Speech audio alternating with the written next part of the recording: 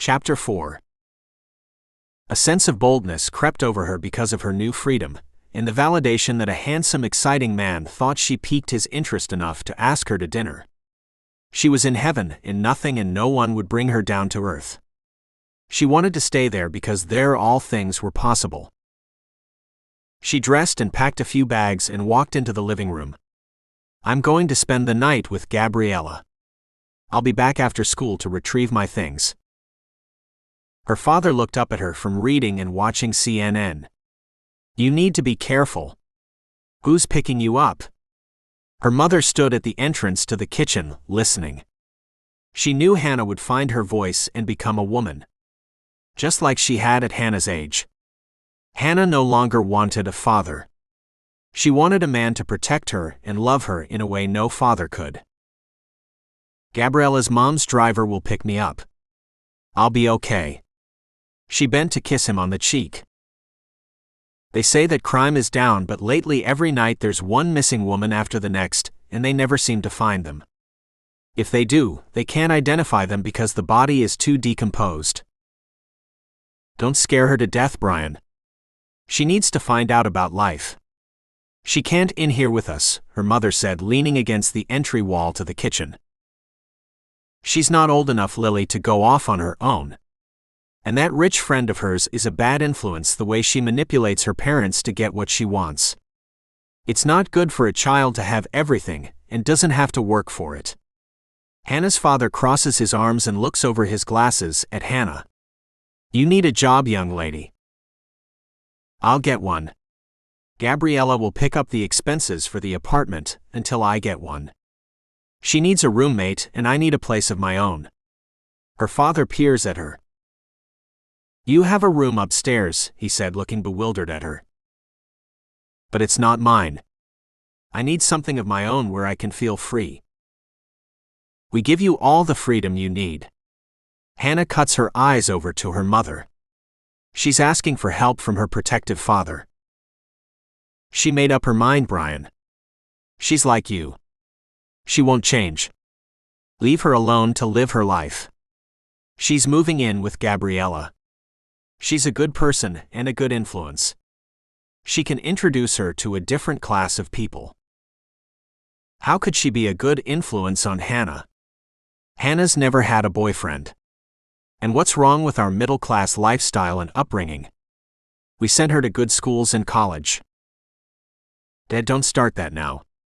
I don't have time to listen to a lecture." Hannah walked to her mother and gave her a kiss and a hug. "You act as if you're never coming back," her mother said. "Mother, please don't cry. I'm only going across town, and I'll pass by on Saturdays and see you after school." Hannah knew once she got out of her father's house that she would come back only when necessary. Not like she promised.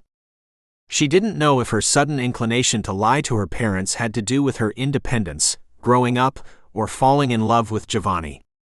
She had never lied to them before. She hadn't lied to anyone, and when she admitted that to Gabriella, her response was, "What planet did you come from?" "I have to go now. The limo should be parked outside." Hannah took in a full breath as she walked out the door. Not until she reached the outside did she release a breath of relief.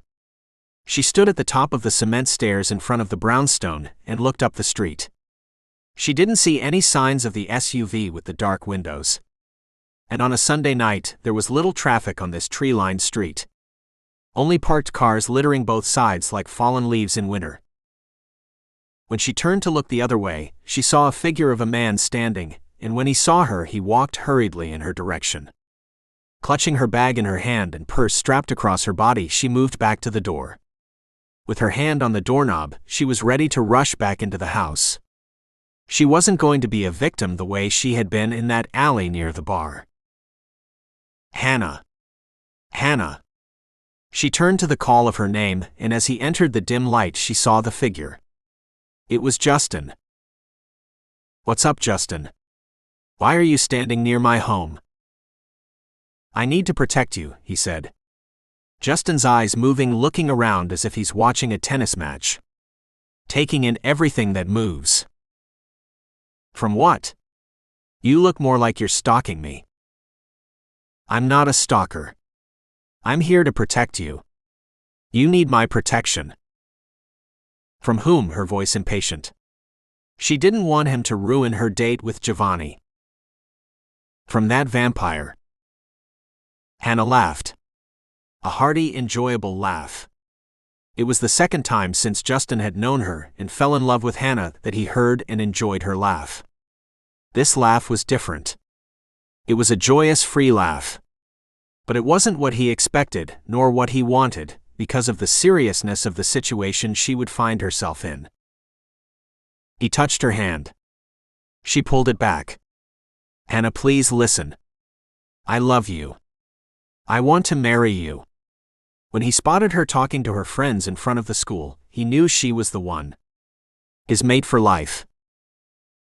What are you talking about? You don't know me. I don't know you. How long will it take for you to know me? Justin said in all honesty. You never really know anyone, and sometimes that could take a lifetime, and you find out things about a person, and then you say, I thought I knew that person, and in reality, you never really know them. She turned and looked down the street, hoping she didn't have to spend another minute with Justin. He was ruining everything for her. Give me a chance. Let me prove to you that I can be a good mate to you. Why are you talking like that? A mate? You sound like something out of a werewolf book. That's because I'm a werewolf.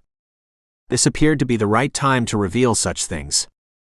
It would never be a right time, and this time was as good as any, Justin thought.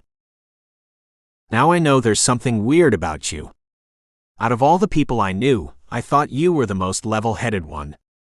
Then you started with the vampire stuff, and now the werewolf. Next you'll tell me that there are witches.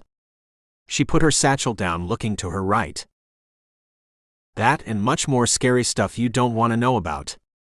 That's why you need me to protect you.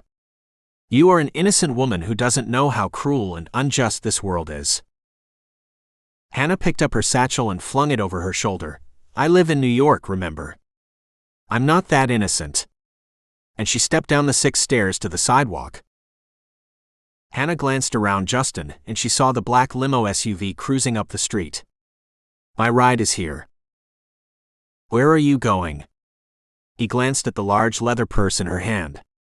I have a date for dinner. Don't go. The car eased to the curb, and a driver stepped out and opened the door to the back. He glared at Justin, and Justin's eyes never left his, as Justin followed behind Hannah. Before she entered the limo, Justin said, You don't know what you're doing. Don't go. You have a chance to change your life, but if you get into that limo, you will never be the same. She kissed him on the cheek. I'll see you, Justin. He stood back as the driver closed the door and took another glaring look in his direction. Justin watched Hannah wave at him when the limo drove into the traffic.